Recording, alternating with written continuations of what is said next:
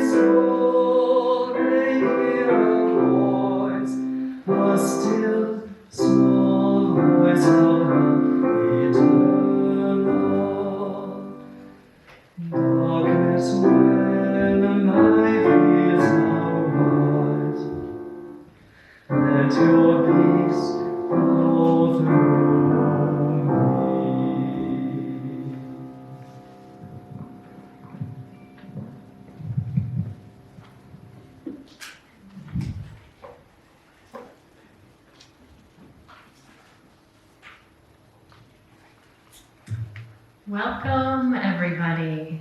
So good to be here.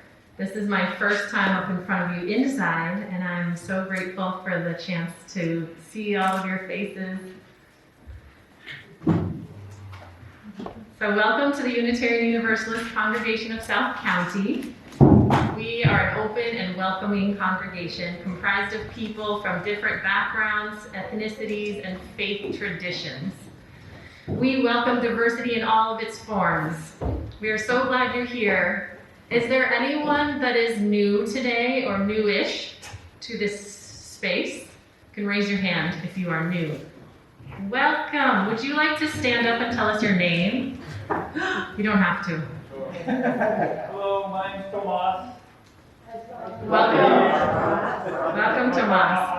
I'm accompanied today with somebody else who's the first time. Oh, wonderful. Thank you for being here. So good to see new faces. So we have a couple announcements. So the restrooms are down this hall on the right and then a gender neutral one on the left. Masks are required, as you can see. We suggest and encourage you to turn off your cell phones to have this hour of just quiet, contemplative space away from the world of technology. And we have one more announcement from Sally Barney. She is helping to organize a solstice labyrinth spiral walk. It will be outside this Tuesday at 4:30 in our backyard. And if you can please, if you have at home any greenery that you can bring, you can come early at 3 o'clock on Tuesday and leave it out in the front bring it sounds like, yeah, anytime on Tuesday before 3. And also, if you have a pint or a quart mason jar to bring with you that we can set candles in, we're going to use those to be a little more windproof. And if you want to bring a chair to sit on as you wait for your turn to walk the spiral. Blanket. If you want to bring a blanket, warm clothes, bundle up, hand warmers. It's going to be worth it though. Being outside on a special turning point in the year is just such a beautiful way to connect to the world. So I hope you guys can come. I'm really looking forward to it. Thank you, Sally. So our opening words today are called Winter Solstice by Rebecca Parker. I believe she's a reverend, a UU minister. Yes, Reverend Rebecca Parker. And here they are. Perhaps for a moment, the typewriters will stop clicking, the wheels stop rolling, the computers desist from computing, and a hush will fall over the city. For an instant, in that stillness, the chiming of the celestial spheres will be heard as Earth hangs poised in the crystalline darkness and then gracefully tilts. Let there be a season when holiness is heard and the splendor of living is revealed. Stunned to stillness by beauty, we remember who we are and why we are here. There are inexplicable mysteries. We are not alone. In the universe, there moves a wild one whose gestures alter Earth's axis toward love. In the immense darkness, everything spins with joy. The cosmos enfolds us. We are caught in a web of stars, cradled in a swaying embrace, rocked by the holy night. Babes of the universe, let this be the time we wake to life, like spring wakes in the moment of winter solstice. Now I would like to invite the Grant family to do our chalice lighting today.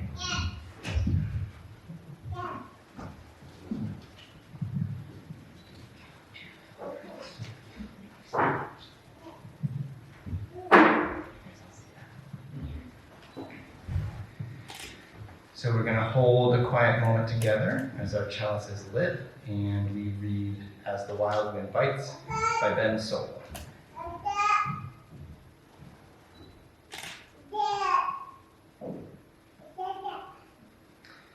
As the wild wind bites, so does the still flame warm us. As the deep snows block our doors, so does the gentle flame bring us out. As the crackling cold air stops our breath, so does the radiant flame draw from us the words we need to give and receive. Words of reading, words of comfort, words of solace, words to challenge our minds, and words to bring us perfection. Let us gaze upon this our common flame, so that we remember who we are and what we can do when we are together.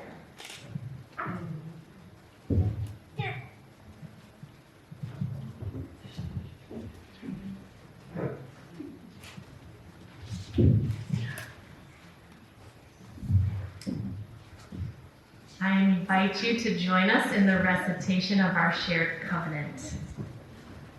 Love is the spirit of this congregation, and service is its prayer. This is our great covenant, to dwell together in peace, to seek the truth in love, and to help one another. And now, without further ado, we are going to invite the children to, well, they are lined up over here, ready for our solstice play, a solstice dance of light and dark, which Johnny is going to introduce. you.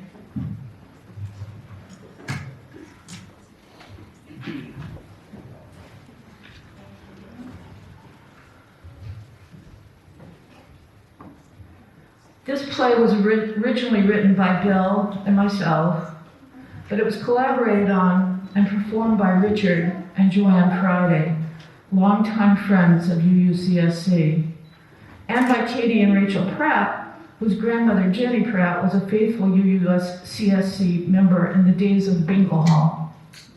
You see how things come in a circle. And now, Reverend Denis will start us on the play.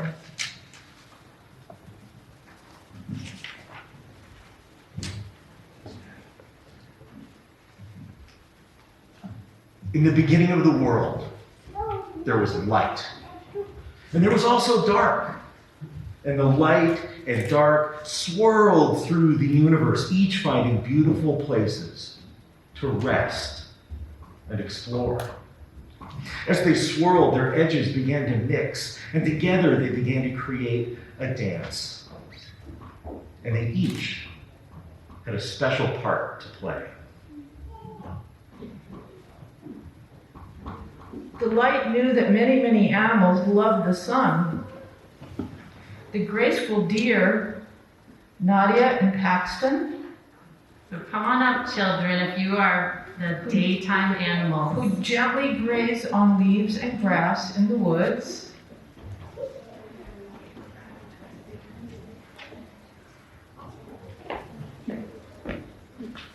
The playful and quick rabbits, Beatrice and Declan.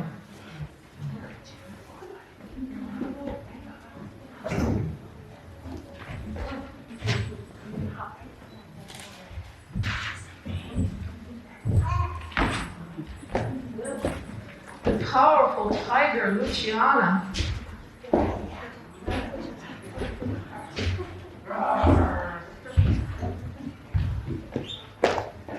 The panda, Estella, who loves to chew on bamboo shoots under the bright sun. And of course, the bees and butterflies, who delicately sip nectar, pollinating the plants for the animals to eat. And the sparkly rainbow animals and fairies like Rosie.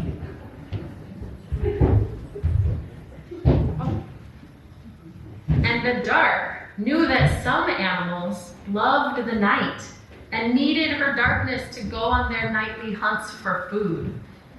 There was a bat named Teddy who deftly darted through the air, catching bugs as he flew.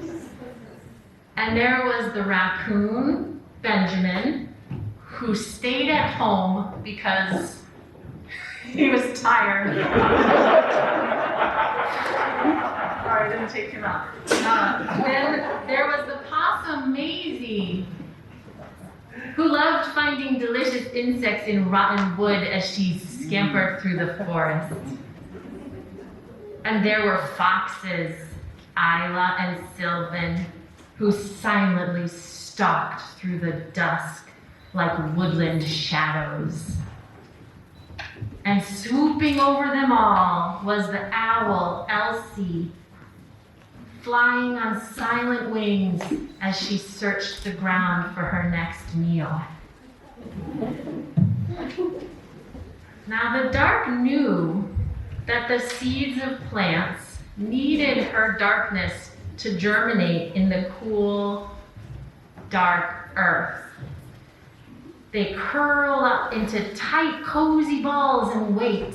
So I invite all of you to bring in the energy of a seed. Imagine yourself curled up, tucked into the soil, as small as you can be. And you wait for the perfect conditions before you are ready to unfurl. And then, Up you sprout. Now you start to reach up and up, clearly, slowly unfurling your tender new leaves as you bend your arms toward the light.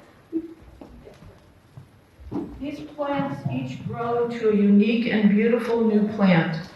In myriad shades of green, they each make their own perfect flowers some so small you can hardly see, some bright and glorious riots of color.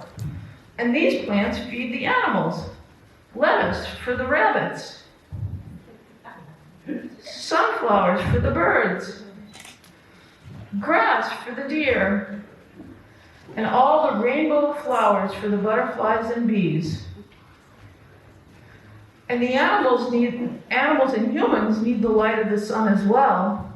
What do you love to do when it's warm and sunny? Kids, what do you love to do when it's warm and sunny? Go to the bowling alley? Okay. What else? What else? Rainbow? Playground. Oh, someone says Playground. go swimming. Playground. Swimming, playground. No? Anything else? Anything outside. Anything outside? A garden. A garden. What about the beach? Yes. Yes. What about riding your bikes? Yes. What about hiking in the woods? Yes. What about running through sprinklers? How about the adults? Any things you want to tell us that you love to do in the sun? Go to the bowling alley. Yay! Somebody else likes bowling. Sit on my back porch. Sit on your back porch, that's good. Hike. Garden and hike. Play golf. Play golf. Play ball, okay. Wonderful. Take a walk. So now what about the darkness?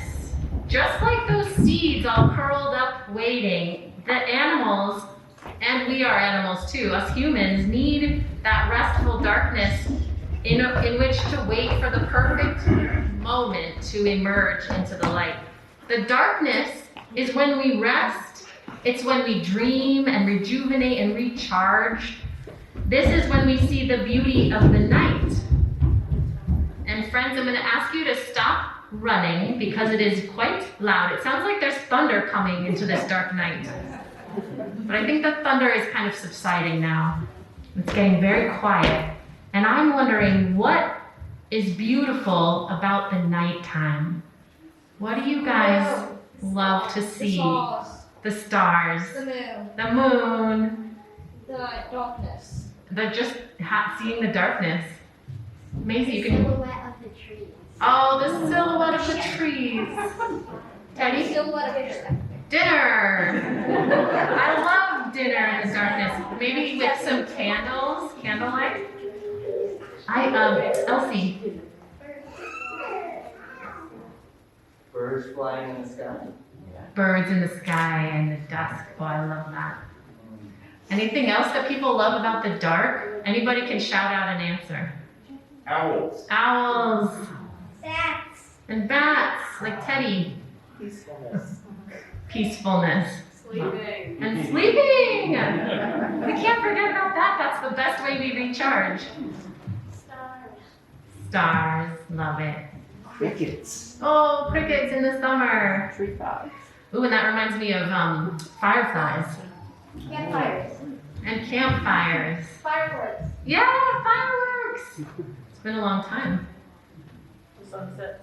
Sunsets, right. Sunrises. And sunrises, those times on the edges of the dark and the light where they meet in the middle. Lovely. We cannot have all of this beauty that you just listed without the darkness.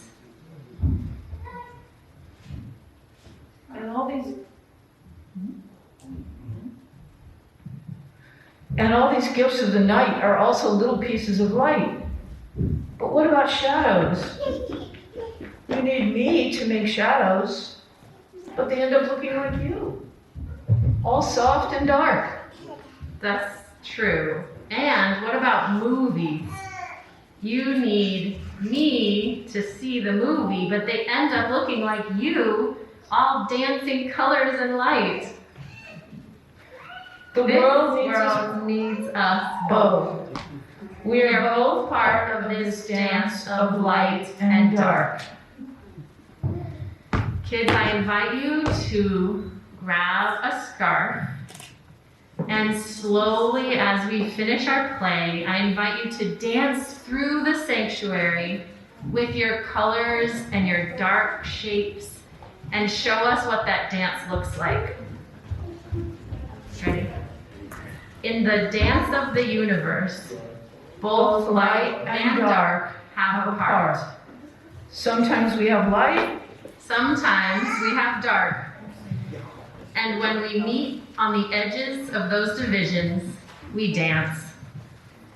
We swirl in our own glory, and we meet to create times of light darkness and dark lightness. And thus we remain friends.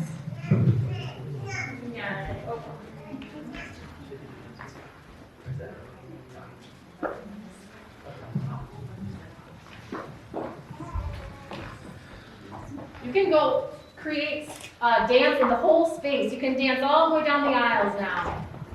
All the way to the back of the room. Still your colors into the whole space. When light feels spent and needs to recharge, the restful dark is there to give her a hug. And when the dark gets too cold, light is there to warm her to the tips of her toes, like the best cup of tea. On the winter solstice, the longest night and shortest day of the year, we remember the gifts of light, and we embrace and celebrate the gifts of the dark. We light candles to remind us that there's always light in this world, even when it is cold and dark, even when things are really hard. There's always light. And when we are in the dark, we rest and stoke our fires and know that dark and light must always be connected. We can follow one through to find the other.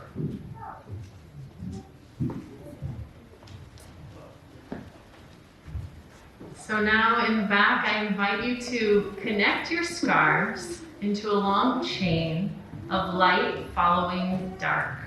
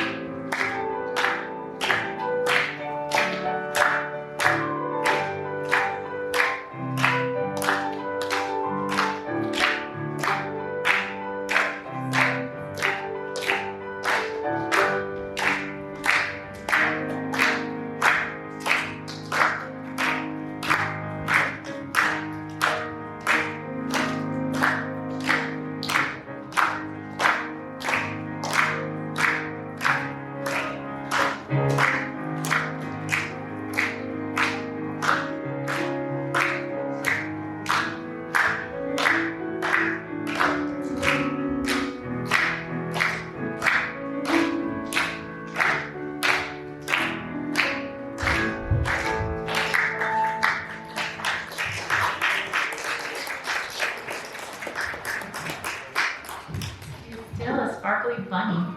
Come on up, Bee. And I. Of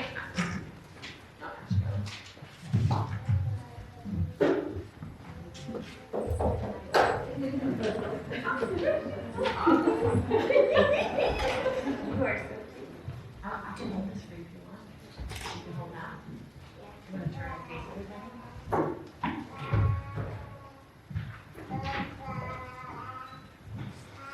We are the stars which sing, we sing with our light.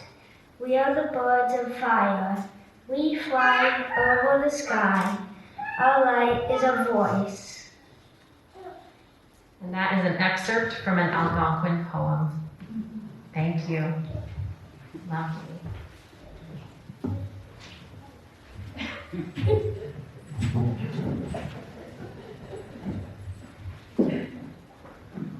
We will now take our offering for this morning.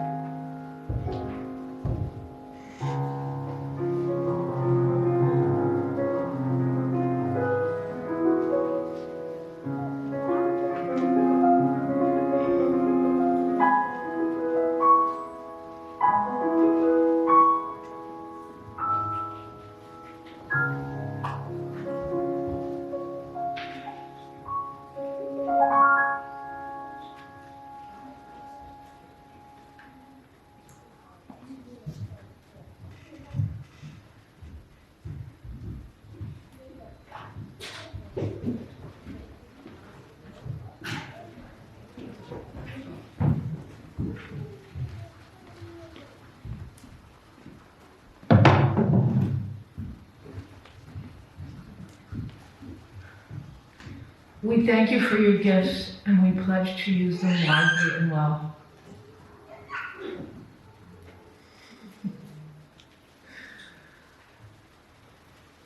So, in this time of the winter solstice, the longest night of the year, it's a very powerful time for reflection, for that quiet and rest that we all need.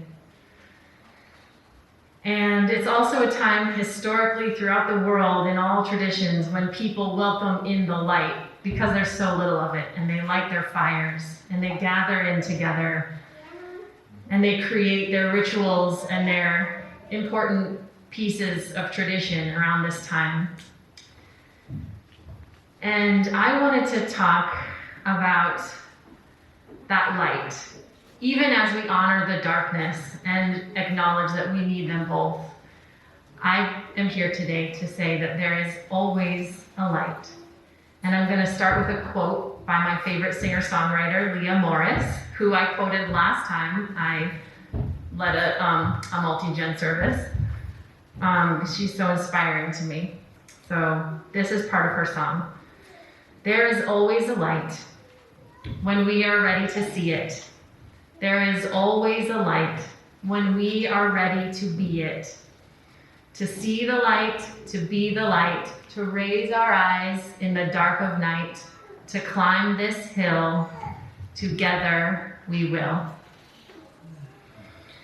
And that, as some of you may have noticed, was inspired by Amanda Gorman's brilliant poem during the 2020 inauguration.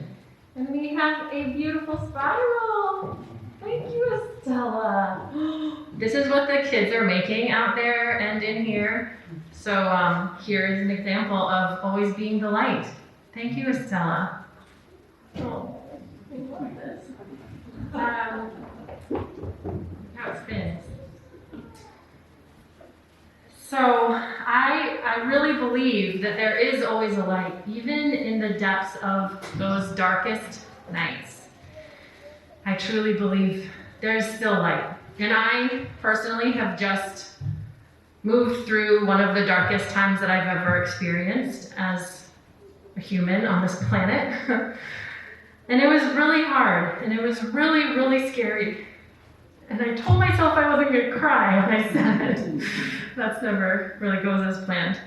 So, and I know that we have all we are living through COVID, which is one of the hardest things that any of us have really ever experienced as well.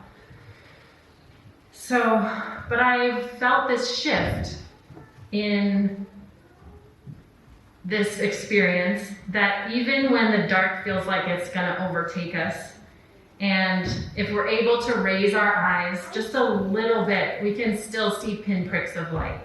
It's in the food that's delivered to our door during a hard time. It's the friends that are there to give you a hug. It's even in the smile of a stranger, and in the gurgling of a baby, and in that color of the sky at dawn, where we know that there will still be light at the end of this.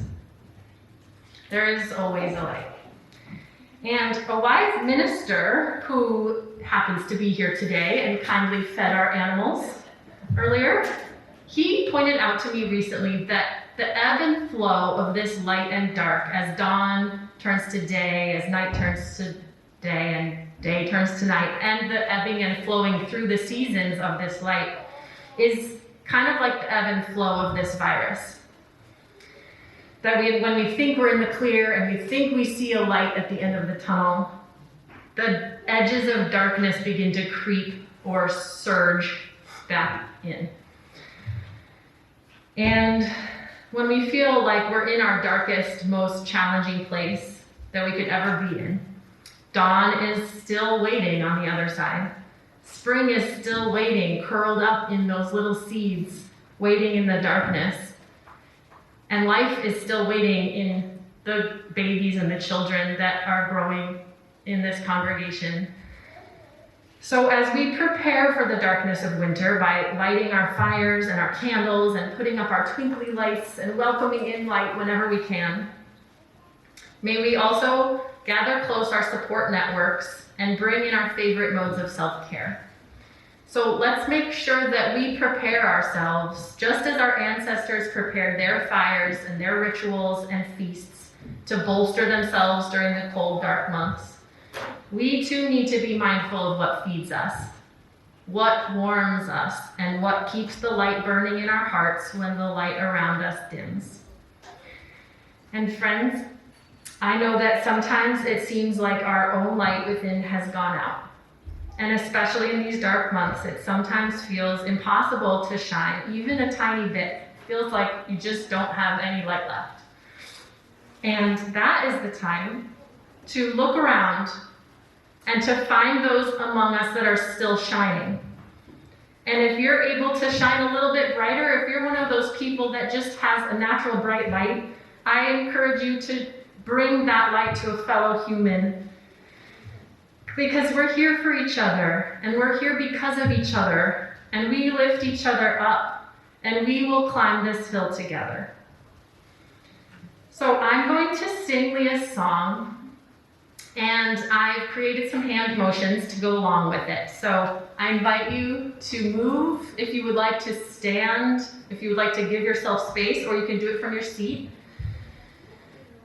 So I invite you to stand and stretch. And remember each of these beautiful people around you, that we're here, they're here for you, just like you're here for them. So as you stand and stretch, look around and just make eye contact, see some of these special people that are here as I sing this song. So I'm going to sing the second part 3 times. The first 2 times, I'll sing it out loud and we'll do the motions. And the third time, we're going to do the motions in silence, as we do body prayers sometimes. So this is how it goes. There is always a light, if you are ready to see it. There is always a light, if you are ready to be it. To see the light, to be the light, to raise our eyes in the dark of night, to climb this hill, together we will. Shine your light in the darkness. Shine your light in the darkness. Let your bright heart burn out loud and be a gift in the world. We're going to sing that part again. Shine your light in the darkness. Shine your light in the darkness. Let your bright heart burn out loud and be a gift in the world. Now silently.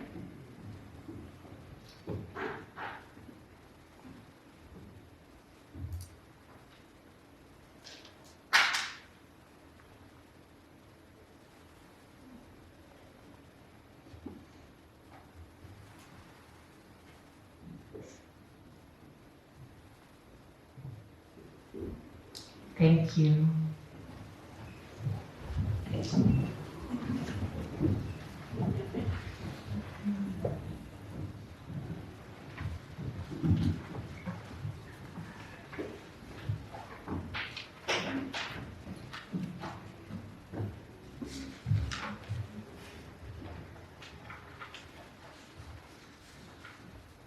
It's pretty hard to follow.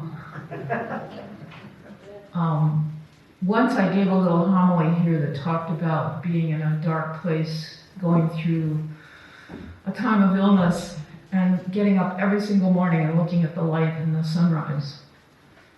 There's a little piece of that in here, but I do look at the sunrise every single morning. This is from a letter that I wrote to friends in 2017.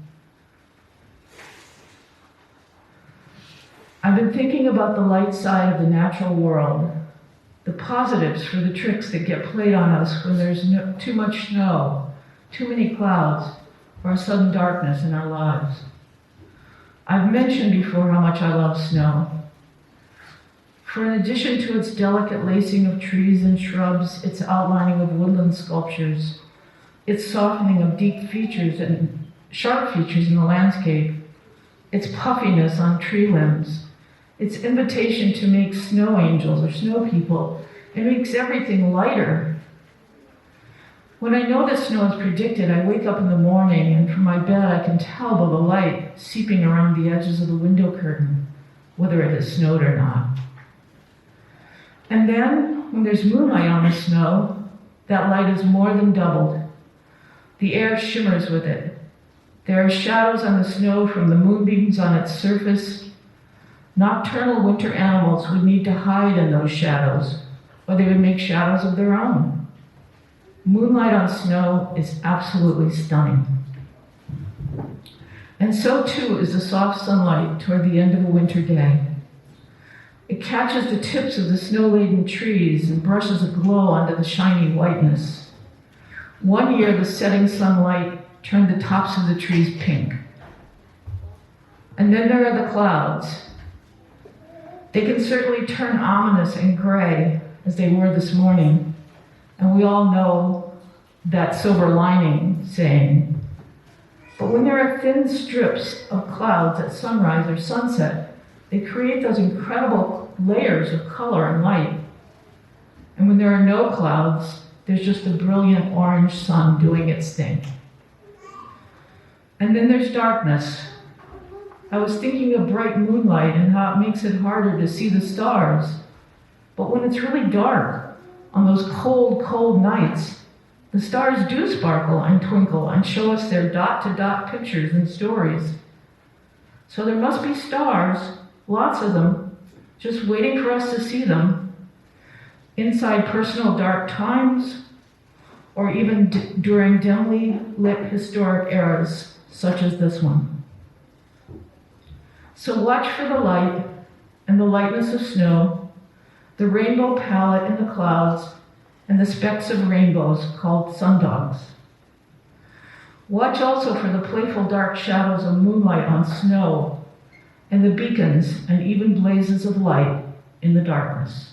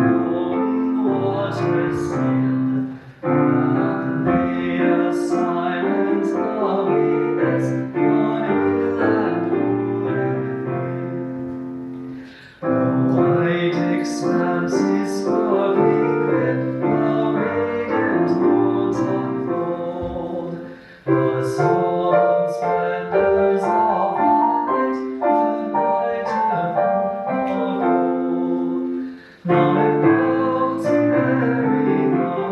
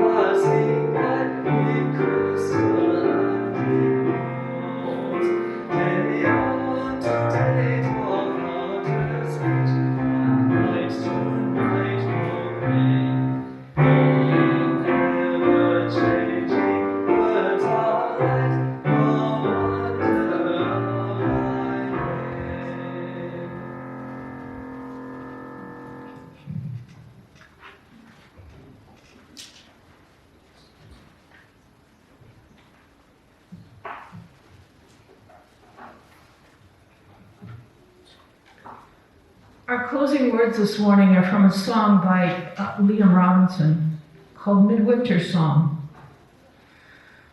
I'll read the chorus at the beginning, and then when I read the verses, there's a repeated lift up your voices in song. So I hope you'll join me in that phrase. Come now and sing with me, conspire in song, for the fire is bright and the night is long. Oh, won't you sing with me these songs of old? For the fire is warm and the storm is cold. There is a light that shines on us. On the midwinter's eve, when the whole world is still, lift up your voices in song. We will sing round the table to beat back the chill. Lift up your voices in song. On the shortest of days and the longest of nights, lift up your voices in song. We will gather again, we will sing back the light. Lift up your voices in song. When the grief and the pain make us bow, make us bend, lift up your voices in song. Let the strength of our singing revive us again. Lift up your voices in song. When the table is set and the feast is laid out, lift up your voices in song. We will raise high the roof, we will sing, we will shout. Lift up your voices in song. Come now and sing with me, conspire in song, for the fire is bright and the night is long. Oh, won't you sing with me these songs of old, for the fire is warm and the storm is cold. There is a light that shines on us. Hopefully next year we can sing that together. Our closing poem is an excerpt from Hafiz, read by Teddy Rudicorto.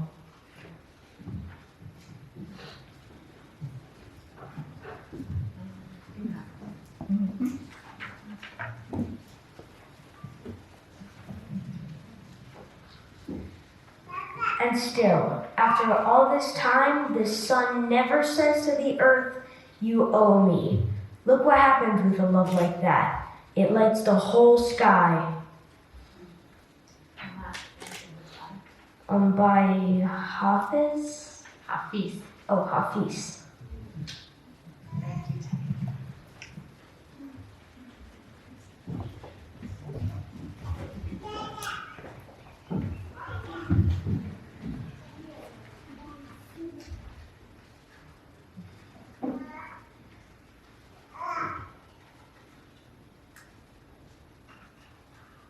Extinguish this chalice. We extinguish this chalice, but not its light, that we take with us out into the world, sharing it with those we encounter on our journey. Please join us, not by singing, but just by humming maybe inside your masks. You can stand and hold your arms out and look at your neighbors all around you.